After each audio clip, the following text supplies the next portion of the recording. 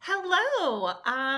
I just read through the survey information that I sent out to you earlier, and about 20 of you responded by the time I looked at it. Thank you so much. I got some really good feedback, and um, the first thing that I want to do with that is whoever, and I can't remember who, but whoever said go over an FRQ with a video was a genius. So thank you. So I will do that now with the last FRQ that I gave you on solar radiation and El Nino.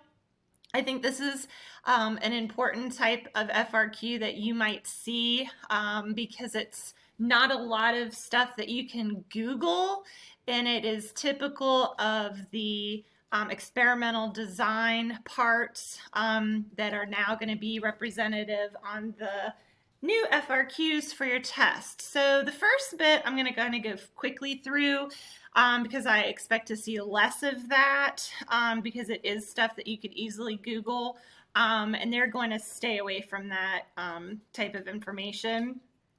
The first part is just talking about the global change, the global climate change over the last 100 years, and asking you to describe a little bit about solar radiation that arrives at the equator and is redistributed around the Earth through atmospheric circulation. So a good response here would be talking anything about convection currents, because that's what they want you to make sure that you understand. When the intense hot air is less dense over the equator, it's going to form those Hadley cells. You could have talked specifically about the Hadley cell, or you could have just said convection currents create wind because of the unequal heating of the Earth's surface. Or you could have talked about the unequal heating of the Earth's oceans, creating ocean currents that also redistribute heat.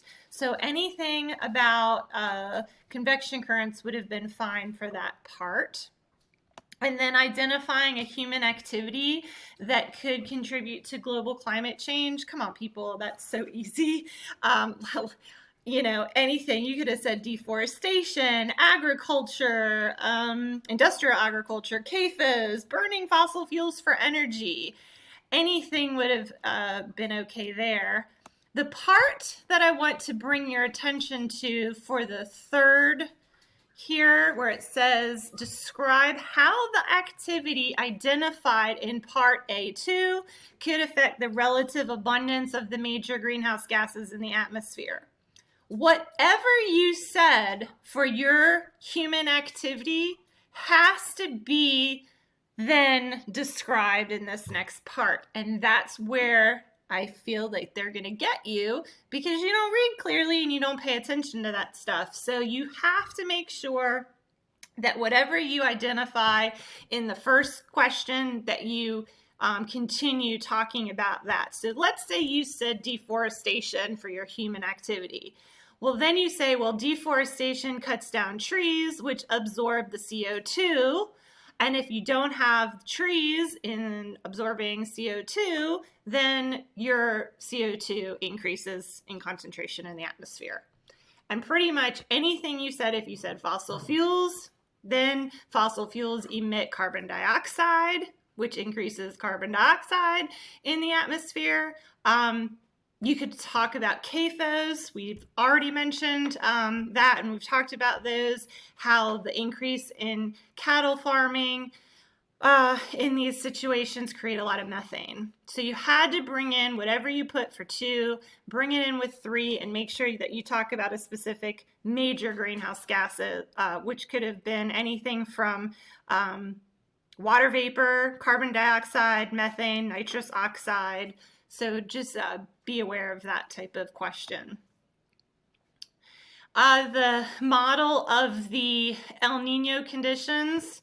This was great because even if you didn't really know about El Nino, it gives you a nice, or remember about El Nino, it gives you a nice little review here.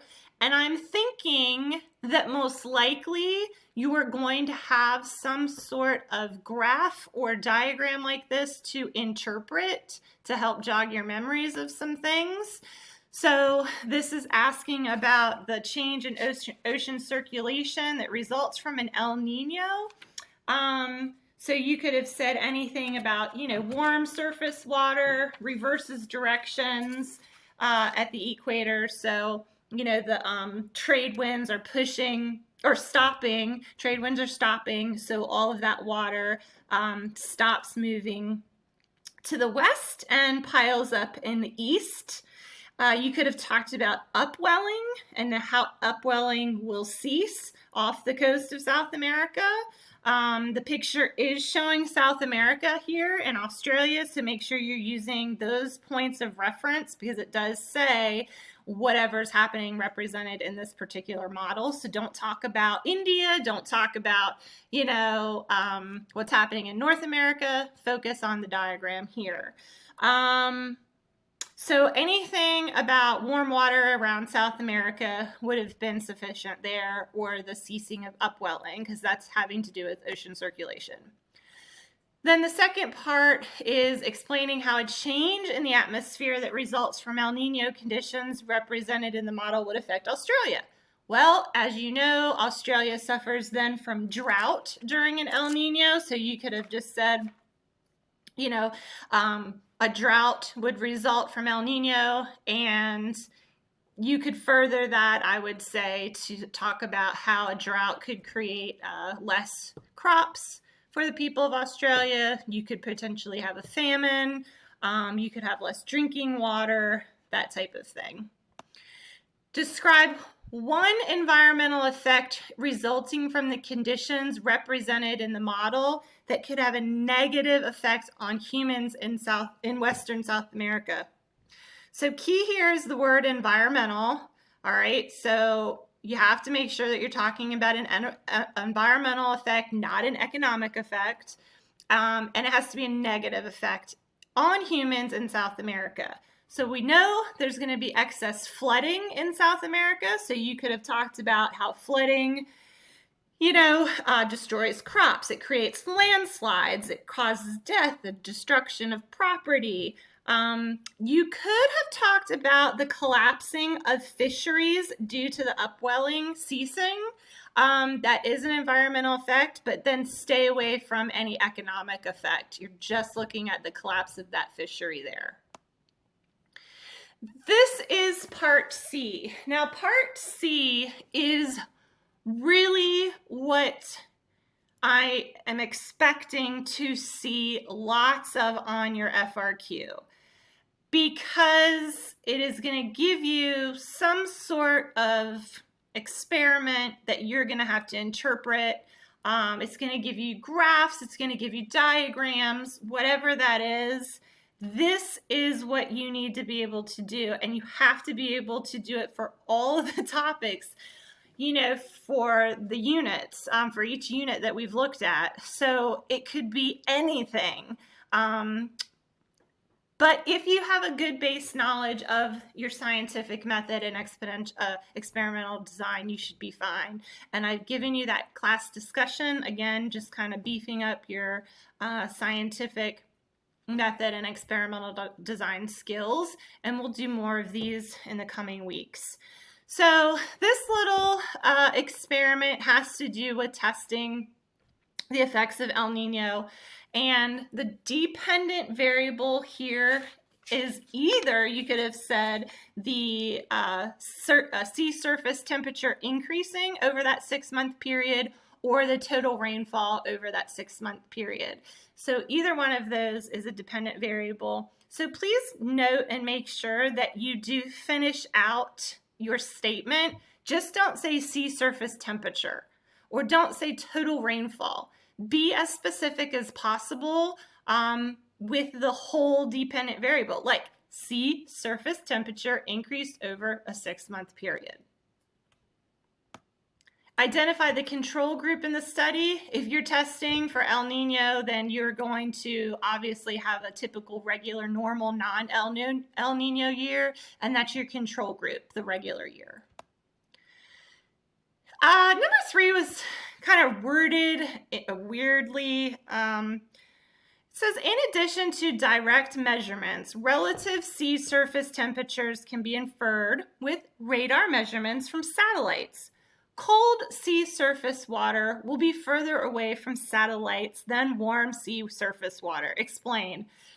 It's actually very simple. It's just worded weird, but it's asking you to make sure you understand density and that cold sea water is more dense. The molecules are closer together, so that cold sea water will sink. Warm water is less dense, so your molecules are further apart and they are going to be closer to the top of the water or the ocean surface. And so the top of the surface is going to be closer to the satellite. And that's what that was asking.